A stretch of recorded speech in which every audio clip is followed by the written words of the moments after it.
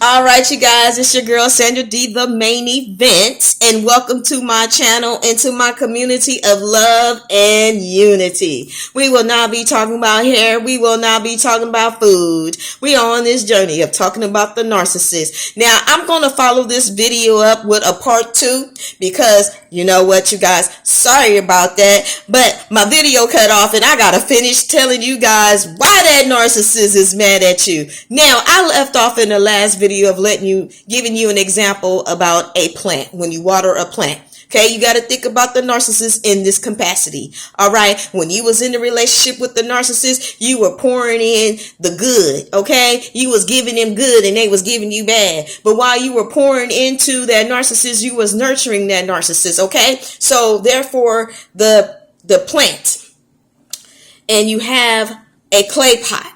Okay, and in the bottom of it is holes, right? Depending on which type of clay pot you're working with. But I'm talking and referring to the ones that have the holes in the bottom. So while you were sitting over there pouring into the narcissist, the only thing that was happening is as you were pouring into that narcissist, everything you was pouring out was still coming out. It was leaking.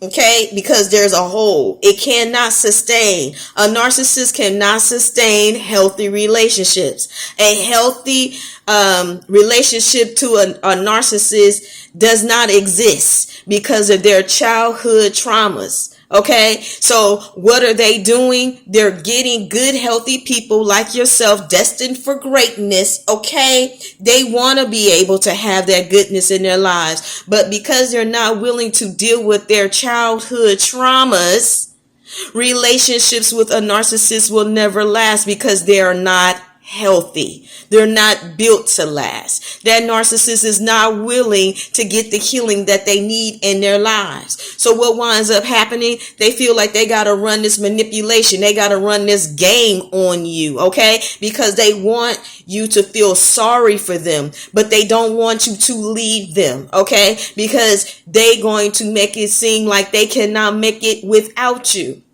Okay, and the truth of the matter is they can and they can't. Okay, they can make it without you if they got the proper healing, but they're not going to do that. So in order for them to be able to get some of that relief of that hurt, that suffered wrong, those traumas that they have been going through, they need you as a distraction to distract them from that hurt that they really feeling. And what they doing is using you to cast it on to you because they're trying to get rid of it, not realizing that by them casting it on you is not your fault, but it will still never go away because they're not dealing with the issues. Y'all gonna get y'all breakthrough today. So that narcissist is using you as a distraction so that they will not face their inner demons. That they will not face that hurt, that harm, that suffered wrong. No, they want you to pay for it. So they want to trade and switch places with you in order for them to feel empowered, to make them feel good about themselves, to make them feel like ain't nothing wrong, ain't nothing going on. It's all on you. They trying to cast it onto you and make you the reason why they're unhappy. No. The narcissist was already unhappy before you met them. You just didn't know it. The narcissist was using you to extract your blessings for their curse. The narcissist is carrying on those generational curses that happened to them as a kid because it's a cycle of abuse. And you thinking that this person is so wonderful. They knew what they was doing. Just like kids know how to manipulate their parents. Just like when you was a child, you knew how to press your parents' buttons to get the thing that you wanted. Except for when they told you no and that was final and you knew you couldn't pass go.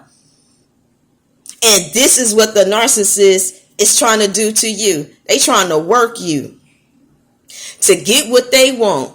because they are cowards. They will not look themselves in the mirror to recognize and realize that the problem was never you. It was them and their unresolved issues that they were traumatized from as a child.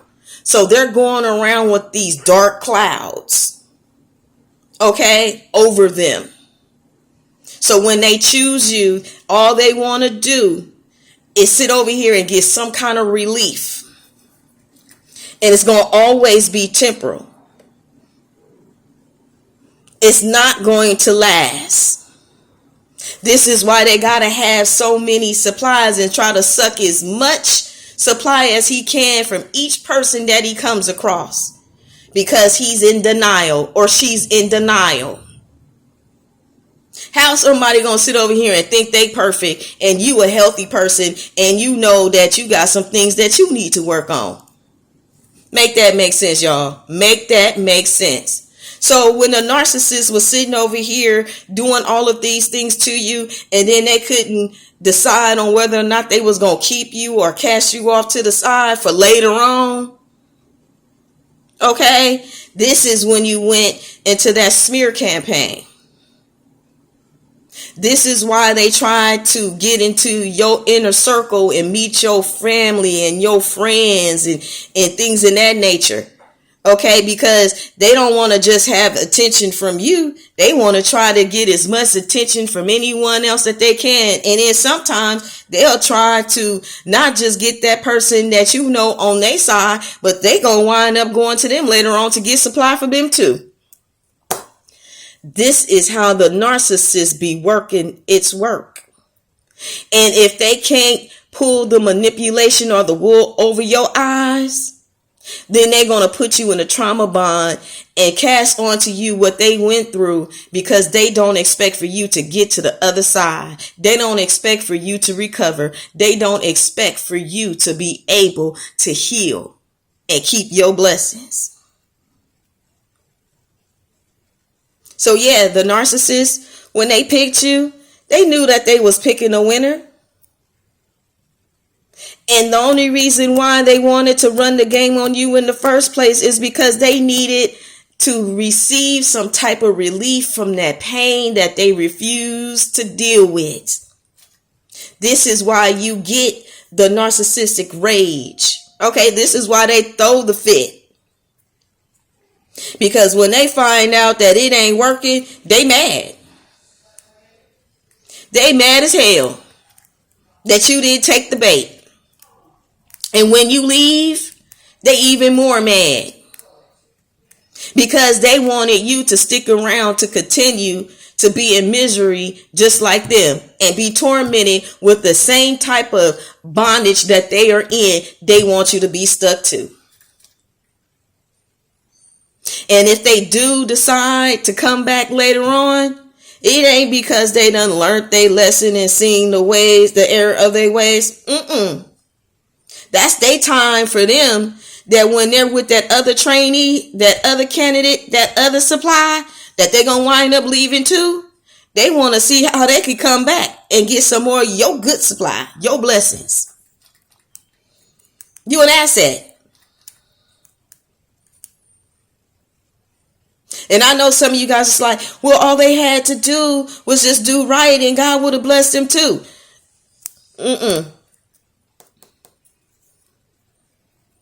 The narcissists don't see it that way. They want it all. Y'all know that song by Warren G? I want it all. I want it all. They want your time, your attention, all that. You ever seen them get jealous and somebody talk to you and all they doing is saying, hey, and it could be your friend and they got a problem with your friend speaking to you and saying hello? They trying to protect that supply. They ain't protecting you. They don't want nobody to have nothing but them. So no, that narcissist is pissed